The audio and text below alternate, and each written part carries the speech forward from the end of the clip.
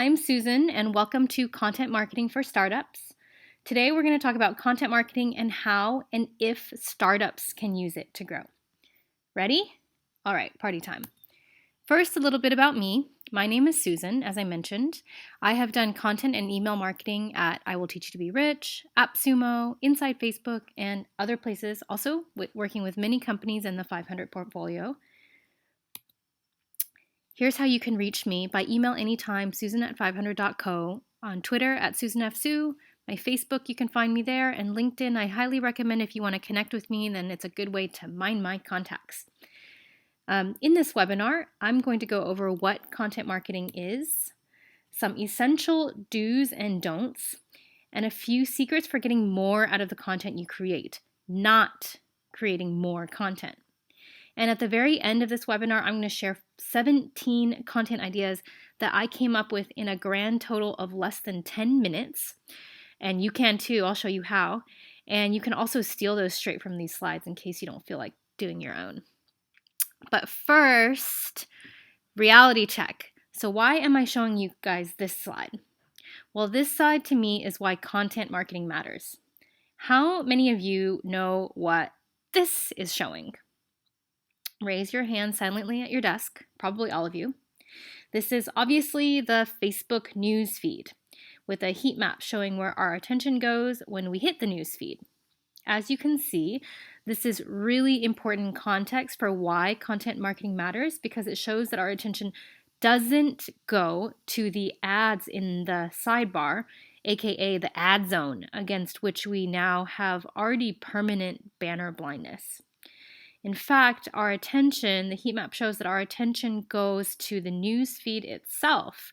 And why does it go to the news feed? Because the news feed is where the content lives.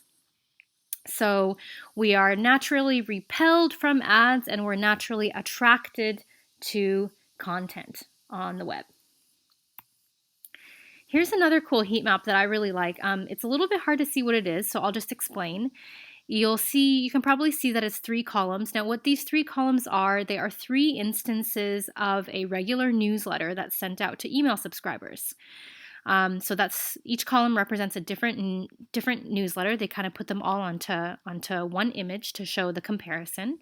In the first newsletter on the far left, you can see that there is an ad banner on the left-hand side. Now, actually, that ad banner is getting a little bit of play. There's some green there, so some people were looking at the ad. But by far and away, most people's attention was on the main content of the newsletter, and especially the greeting, where it cites the recipient's name and the first sentence or the first paragraph, which is really only one sentence in this newsletter, of the newsletter content. In the second instance of the newsletter, you can see that already immediately zero people are looking at that ad in the left-hand side, in the left-hand banner, even though the ad is different. If you look closely, you can see that it's a different ad. They've used different creative, it's different words. I can't see what the words are saying exactly. I think it's advertising the same thing, but it's using all different formatting. You can see with my 2020 vision here. Okay, in the third instance, same deal. Now, why this third one's really interesting to me is that there is even less heat on the left-hand banner, the left sidebar. In fact, now nobody's even looking at the company logo. They don't need to know who the sender is anymore. They pretty much know by now. But what's really interesting about this newsletter is that it's a much more content-heavy newsletter. There's a lot more words. It's about twice or maybe more because we can't see the full length based on the screenshot being cut off, but it's over twice as long. The content column is over twice as long as in the previous 2 newsletters. And if you look carefully, you see that actually the heat map actually travels down almost the entire length of the content. Sure, it's not bright red by the end, but people are actually reading the content. People are interested in the content. People are consuming the content. Some subset of users are consuming content all the way down to the end. So I find this really interesting, and it's great evidence that content works and ads are tough.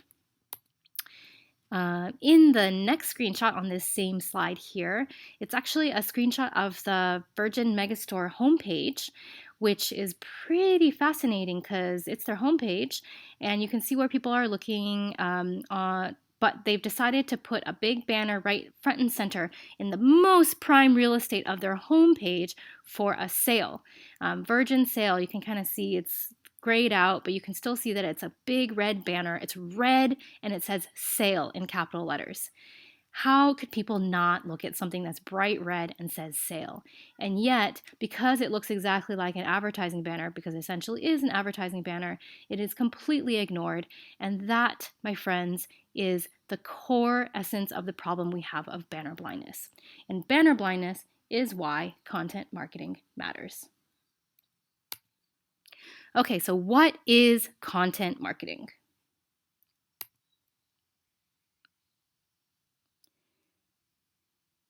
One of my favorite animated GIFs of all time. I think this guy is like an famous internet. Isn't he addictive to watch?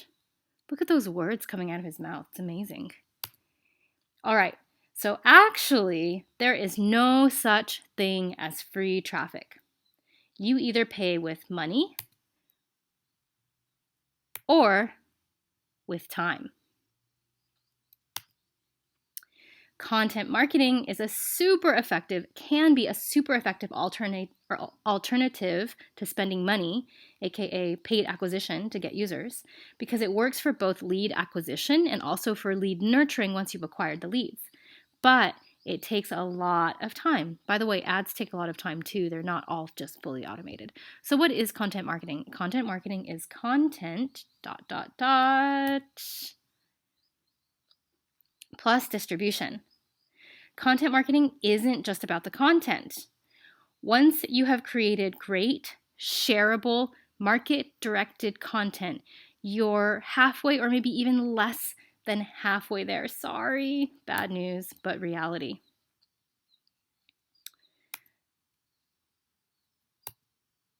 Oops, sorry, got a little ahead of myself.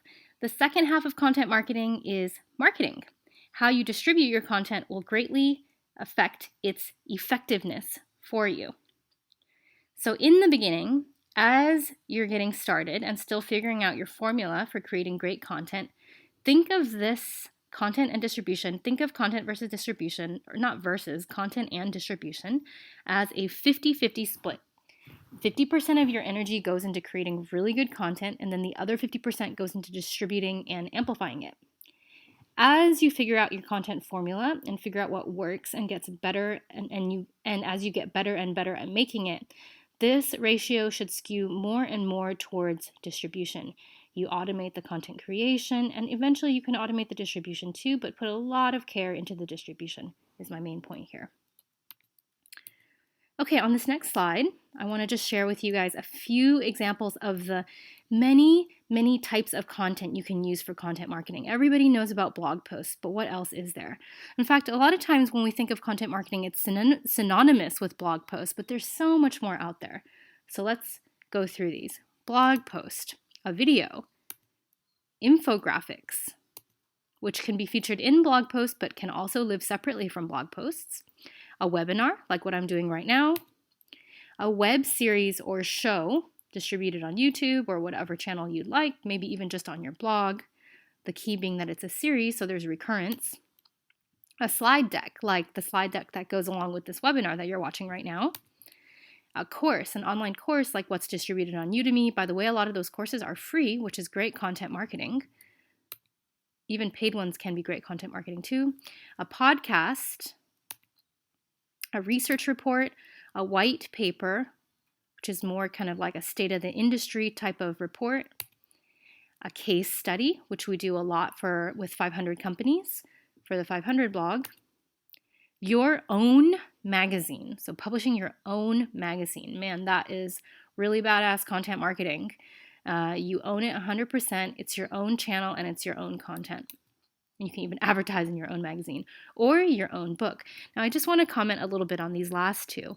It's interesting to me because I worked with Ramit Sethi for a couple of years, back when right after he had just published his New York Times bestselling book, I Will Teach You to Be Rich. And he also runs a site and kind of like an information marketing course kind of info empire at the same domain, iwillteachyoutoberich.com. And, right after Ramit published his first book, he did such effective marketing for it. He really understood the levers that he needed to pull in order to make his book rise in the leaderboards in the first couple of the days, and therefore become a New York Times bestseller, an Amazon bestseller, a Wall Street Journal bestseller, and get to put that right there on the cover. It was really great branding for him. A lot of people were asking him, wow, Ramit, your book is so successful. You are a best-selling author. You are a really successful author now. That's amazing. So when are you going to publish your next book? How many books are in this book deal that you signed with Workman, your publisher? And Ramit would just basically laugh in those people's face because they clearly did not understand that for him, the book was simply a means, not the end. The book was a highly, highly, highly effective means of content marketing for his much greater vision of creating this online portal for self-development, professional development, life development at iwillteachyouberich.com. But anyway, as we mentioned before, content marketing doesn't stop at content creation. So there are tons of places and ways you can distribute your content, ranging from your company's site to your own personal site to print outlets to major social and even e-commerce channels. Nope, content marketing doesn't just happen on social media and Google. To getting to trade magazines, affiliate sites, multimedia sites, many, many different things out there. So I wanted to include a note, I had in my notes here, to get distribution on social, it's about getting the right people to share it, about tagging it properly, and about using every network you have, including the 500 network, to get it out there.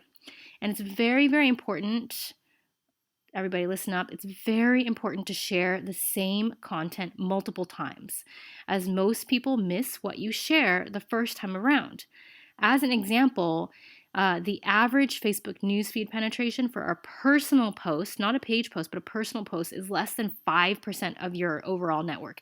Maybe 10% if you have a really, really engaged personal network. For a page, that's even lower. So I was working on some content marketing, guest blogging with Espresso, another 500 company, a while back. And they're really good at content marketing. They get a lot of their traffic is organic inbound from their content marketing. They have a great blog, and a lot of people go to Espresso because of the blog. And a lot of people think of Espresso as a blog, and they don't only find out later that it's actually an ad solution. They only find out later once Espresso brand has already entirely won over their trust, because it's like their top. It's that person's top blog for everything about Facebook ads. Anyway, I was talking to Massimo about his wonderful content strategy, and he shared with me just a little tidbit that will always stick with me. He said, "Oh, I always pre-schedule all of the social shares for every time we make a new blog post. I pre-schedule all the social shares. I pre-schedule 7 to 10 social shares per blog post." And I was shocked. I mean, 7 to 10 is a lot, right? I would think, oh my gosh, if I already tweeted it out once, if I do it again, people are going to think I'm so annoying. People are going to think I'm spamming them. But you know what? The reality is most people don't see your stuff. Most people aren't paying attention. The newsfeed is very, very fleeting. Your Facebook penetration is 5% or less. Your Twitter penetration is probably even less than that, especially if you're doing only organic, which I don't recommend if you're really serious about content marketing. But anyway, don't be afraid to share multiple times. Just the key is when you do share those multiple times, change up your call to action, change up your text, change up your image even. And make sure you try different times a day and different days and pre-schedule in advance so that there's kind of really no excuse for it. It's all automated. There's no excuse for you not to do it. You don't have to make a decision every time you do it. Okay, content versus social. What is the difference? Can anybody tell me quietly in your rooms as you're watching this? What is the difference between content marketing and social media marketing? Are tweets content? Aren't they? All right, so social media updates definitely are content. There's no denying that. It's like words and pictures, it's content. They are, but the main difference has to do with your content's center of gravity and the function that it is performing. So when you're doing content marketing, you're bringing leads onto an owned platform and you're drawing them into your site or your product as the center, your brand as the center of gravity. When you're doing social media marketing, you're basically playing on in a rented sandbox on a rented channel. Whether that's Facebook or Twitter or Instagram, Pinterest, whatever. There are other differences too. Social is typically short form, obviously, whereas content marketing works best when it's long form. Social is part of inbound, it's part of acquisition and discovery. And although content marketing can also be great for discovery, it also works really well in places further along in the conversion funnel where social doesn't work as well, specifically to nurture your leads towards conversion. So here's a quote that I really liked from the Content Marketing Institute that I will share with you guys now. Content marketing is channel agnostic. That means that content marketers should be looking at all available channels to engage with customers. Again, channel agnostic. So this is going back to what I was just saying about it being an owned platform. Content is what you use to bring people back to your brand. Back to the quote. Print, in-person, and online, including mobile. The outstanding Ritz-Carlton magazine, remember I mentioned about magazines, placed in hotel rooms, does not have anything to do with being found. Neither does the amazing Lego Club magazine, which has been produced in print for over 30 years. I received the original Brick Kicks magazine back in the 80s. Lego Club magazine is not inbound marketing, it is content marketing. Okay, all this said, there's a lot of overlap. Social helps distribute your content marketing, and social can prompt you to create new formats to repurpose your content marketing, thus expanding the reach and the reach of your content. Oops, sorry. Sorry about that. Next slide. All right. So content marketing is a lot of work. What to do about that? You guys are all really busy. Who has time to do more stuff? Who has time to spend 20 hours on a blog post? What to do? A common mistake that businesses make is thinking that you need to come with 1,001 brilliant content ideas and or gimmicks. In order to make it work, in order to do really good content marketing, you have to come up with a new, brilliant, earth-shattering blog post every other day and pump it out like some kind of content machine. Now, this is simply wrong. I strongly encourage you to columnize to get more mileage out of your content ideas. From an operational standpoint, there are a few ways that you can do that. First, I recommend you create an editorial calendar. And by an editorial calendar, I mean a calendar that has recurrences scheduled in. So every Friday is like Fabulous Fridays or Entrepreneur Fridays or Customer of the Week Fridays. Every Monday is a case study. Every Wednesday is a tutorial or a quick how-to. And then you just have that stuff set so you don't have to decide the next time it comes to make some content, you don't have to decide on all of those X factors like, oh, what day should we publish? Oh, what should we talk about this time? Oh, who should we feature? Oh, who should we get to do it? Just try to automate as many of those facets as possible so that you can focus on the distribution of your content and focus on testing what works well and what's actually bringing in the leads that you want. All right, so I used to have this slide be called Content 7 in 1, but then, or like 5 in 1 or something. But then as I went along, I kept having to update it. Eventually, I had to change it to Content X in 1. And my point with this slide is just to show you how much mileage you can get from one single concept that might start out as a blog post and then be translated into a slide share and then be translated into a video and then be repurposed into a podcast or another audio format, and then be made into an infographic, and then be made into a social card, which is different from an infographic because it's smaller and it's kind of just a little card that fits perfectly into a social news feed and might just have like one call to action or one headlight on it. That's really memorable. And then that same blog post, wow, it reappears again as a bunch of different content snippets that go out onto social channels. So content snippet, what do I mean by content snippet? I made this up. I don't think it really is like a thing in the content marketing world, but I think it's a thing for me. It works really well for me, which is just that It's like take you have your one blog post, how to do Facebook ads, and from that one blog post, you extract out maybe 8 or 10 content snippets, which are kind of like tweetable takeaways within that 140 characters or whatever constraint your distribution channel is imposing. And it's really tailored for that distribution channel. It's in the language and it's using the tags and keywords that are performing well on that channel. And it drives people back to your content. And by the way, there are many more than this.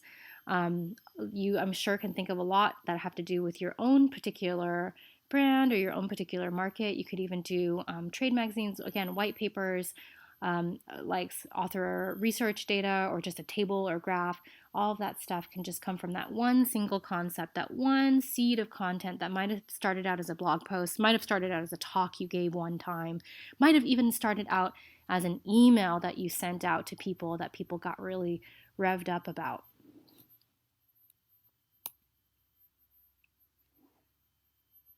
Okay, not all metrics are created equal.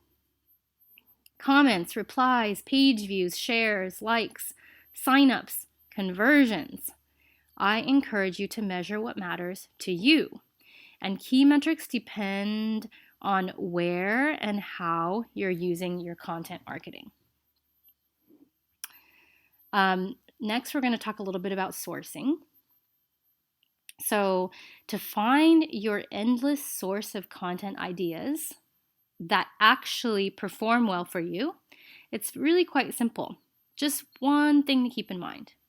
All you have to do is reverse engineer what works. To determine good quality content, all you have to do is look at the content in your niche or that's ranking for your key phrases. So to do this, you can do advanced searches on Twitter, Instagram, or Pinterest, and you can see what's doing well with amplification there. In addition to that, you can use BuzzSumo, Reddit, Google Keyword Planner, Google Trends. You can even use Google News as a leaderboard intelligence tool. Here's some other tools. The point here is to see what gets traffic and shares, and then use the phrases and words of the people who are sharing it in their words, in their language. Create content that people are already looking for. It's not about you and what you want to push out into the world. It's about creating content that people are already looking for. This is extra helpful when it's time to go back to those people in their own words and let them know in their words that you've created something that's relevant to them. And by the way, here's the link that they can share out again. All right, a quick note about content marketing and SEO. From time to time, I get this question, how do content marketing and SEO work together? This is a really big question because content marketing can be a really great boon, meaning really great help for SEO, but there are some intricacies for how they work together. Do you get punished by Google for having your content syndicated and then published to different places? The short answer is no, you won't get punished, but you may not get full technical credit. So while syndication and guest posting can in general be a good way to expand your reach and authority, you should know that the higher authority site will always be the one to get the full credit. So unless you're able to convince the publishing site to place a rel equals canonical tag on their page, which indicates to Google search engines that this content is the same as that their content is the same as your original content, then the higher authority site will be the one to get technical benefit, even if you published first. Another thing you can do is ask the publishing site to place a no index tag, which means that they tell Google to not index them for the keywords in the content that you've shared, that they've republished, that they've syndicated from you. And then the third best option is the publishing site links to your original post, but not to your homepage. Now, if they're unwilling to do those things, which could be the case, or they're only willing to link back to your homepage or whatever, then you should do it anyway. You should syndicate your exact same old content anyway if the publisher has really high visibility. Again, you won't get the technical credit from Google, but you will still get visibility from readers clicking through to your homepage. For example, if the New York Times comes knocking on your door and they say, hey, we really liked your blog post on blah. Can we please syndicate it? And no, we're not going to do rel equals canonical. And no, we're not going to do no index. And no, we're not going to give you a link, except maybe to your homepage. Should you say, New York Times, go F yourselves. I want all that stuff. Give it to me or hit the road. No, you should definitely syndicate to the New York Times because they have a massive reach to an audience that you're probably 99.9% certainty not talking to right now. And it's a great chance for you to get your brand in front of those new audiences. If you are doing, I wanted to just say a note about the other things on my slide here. If you are doing guest posting or if you're doing features of other people on your posting, it's really important to use the right kind of tags.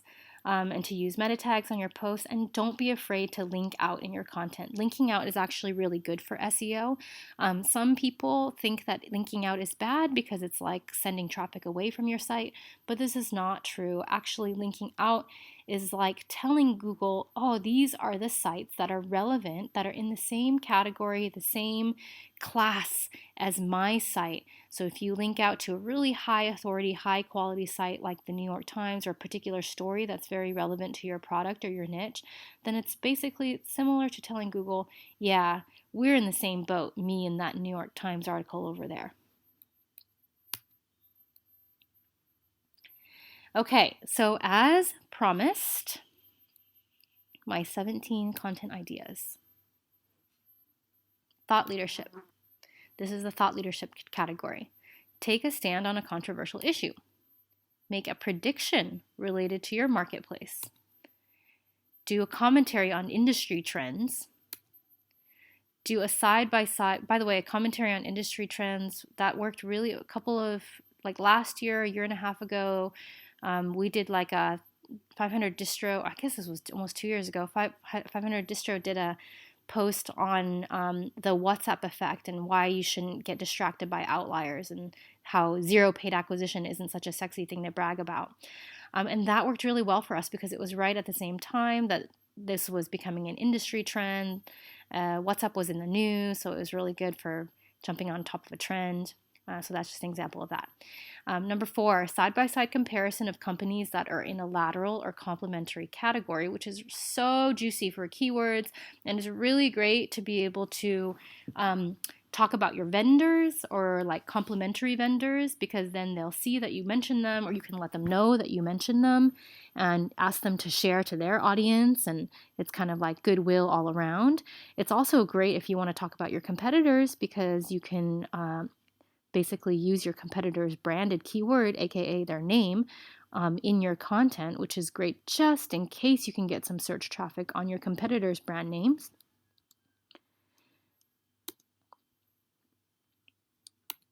Next category is solving customer problems.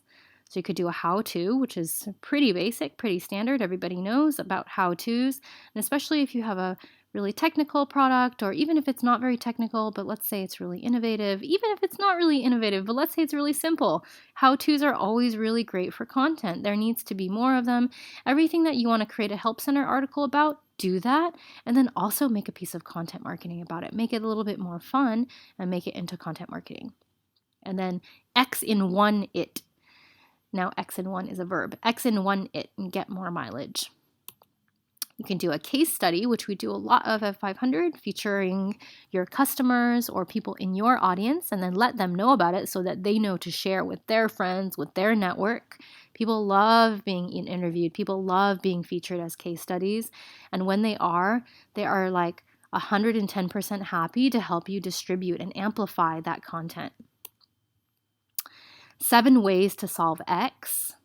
So home in is the correct idiomatic expression. Home in on a specific customer problem, solve X, and use a numerical, create a listicle, 7 ways to solve X, specific customer problem. Myth busting, I love, because there are so many myths out there, and it can be a really great way to get a contrarian opinion out there to stir up some controversy. And myths tend to be, myths or meta narratives or big picture ideas can tend to be things that a lot of people are searching for. So it's great if you can rank for those terms and then present a contrarian approach to it in the form of myth busting. The next category is social proof. An inspirational success story, again, I really like when it can be of your customers, because then it just creates fosters that sense of community. But it doesn't have to be your customers. It could be just anybody that's relevant to your category. It could be somebody that you could admire. It could be somebody that's using your product. It could be a brand spokesperson, or it could be a founder. It could be yourself. It could be somebody on your team. The next category is belonging. So what they don't want you to know, about X.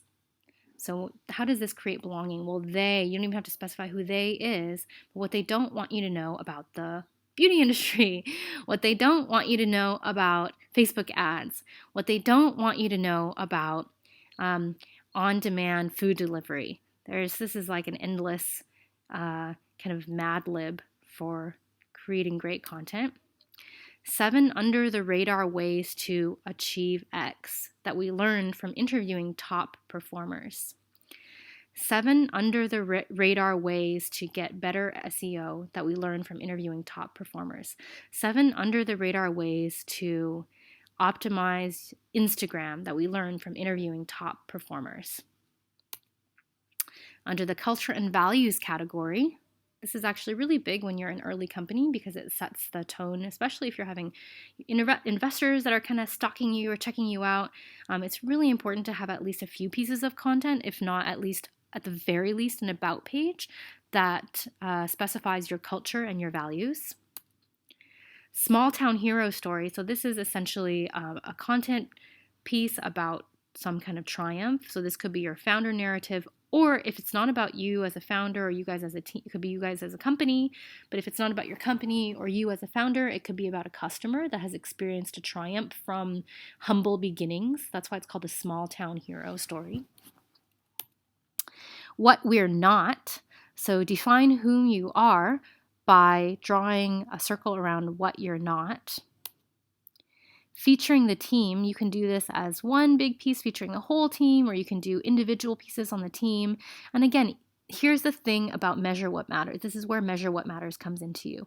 If you do a content piece featuring the team, whether that's on your Instagram or on your blog or on your Twitter or on your video channel, those may not get a lot of plays because, they're not as sexy as 7 under-the-radar ways to hijack your site's SEO that we learned from interviewing top performers. It's just not as juicy as that.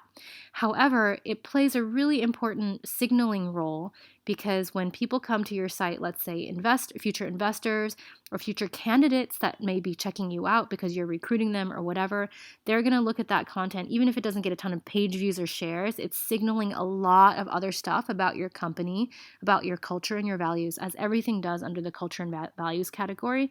Again, not all content needs to simply be measured based on its social shares or its page views. Sometimes it plays other roles, so it's important to sort of roll in those other qualitative metrics as well.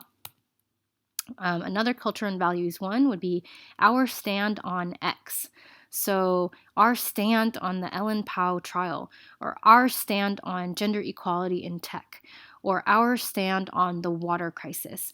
Any kind of current event, our stand on gay marriage, maybe you don't want to do that one for your company, but something that's relevant to your category, and something where you stand to kind of stand out, where there's a chance for you to stand out from your competitors. Doesn't always have to be a totally moral or ethical or political issue, but our stand on the Facebook newsfeed changes. Something where you can sort of give yourself a bit of a soapbox to put out some thought leadership. Okay, final category is your competitors. Mentioned this a little bit before, but if you can swing it, it is pretty awesome to interview a competitor. Can can't say enough about this one. I think it's really juicy. It's pretty interesting. It says it shows a lot of strength, and it's a great way to get you, if they agree to it, it's a great way to, make sure that everything's friendly and show that it's all in good sportsmanship, and also talk about your competitors' keywords and talk about your competitor's branded keyword, i.e. their company name, to new audience members, and use that as potentially a honeypot to attract new audience members. Finally, you can analyze a competitor's campaign or a competing campaign.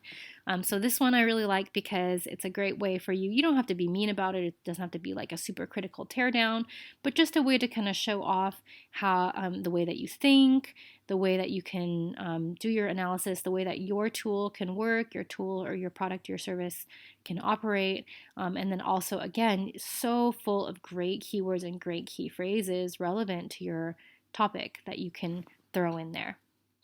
So there you go, my 17 content ideas. I'm sure these can be improved, but I literally sat down and jotted these all down in my text edit, because I write everything in text edit, in less than 10 minutes. It's just like a really, really fast whiteboard brainstorm kind of thing. And you can do this too. All you have to do is start looking around at the content that you see and categorize it. Okay, what does this remind me of? What category does this fall into? And you'll start to notice patterns. You'll start to notice patterns in the content that performs really well in a lot of different categories, both of personal interest and of relation related to your company. And once you start noticing those patterns, you'll be able to think of endless individual pieces that fall into each of those categories that you're seeing. Okay, so I had one more, a comparison chart. So this is really similar to the other ones under the competitor category, but it's a little bit more visual, and you can include more than just one competitor in it. People love comparison charts because they're just so easy to read. I love comparison charts because they're so easy to read. You should definitely have one if you have multiple options, if you're selling a SaaS product or multiple tiers to anything, and it's a little bit confusing to explain it out. Comparison chart is great, but a comparison chart is really great for vendors or for competitors as well, because of the same reasons as for the other two competitor content types, on top of the fact that it is really visual and more shareable. Okay, so that is it from my end, and now it is your turn. I challenge you to come up with 18 content ideas, not the 18 that are on the slide you just saw, but 18 of your own, or at the very least, come up with a content marketing editorial calendar for the next 1 month. Yes, you heard me right, one full entire month. No, it's not hard. Remember, you can columnize. You can get more mileage out of single ideas rather than try to come up with more ideas. And even when it is time to come up with more ideas, it's really endless once you start seeing the patterns and the categories that there are. And don't forget that at least 50% of your content marketing efforts go towards distribution. Okay, so if you guys have any questions at all, please schedule office hours with me. It's calendly.com/SusanFSue. Or you can email me anytime, susan@500.co, or find me on Twitter @SusanFSue, find me on Facebook, SusanFSue, find me on LinkedIn, Susan Sue. I should be in your network. And I'm happy to connect anytime and talk content, talk email marketing, anything you want. I look forward to getting to know you guys all a little bit better. Thank you very much. That's a wrap.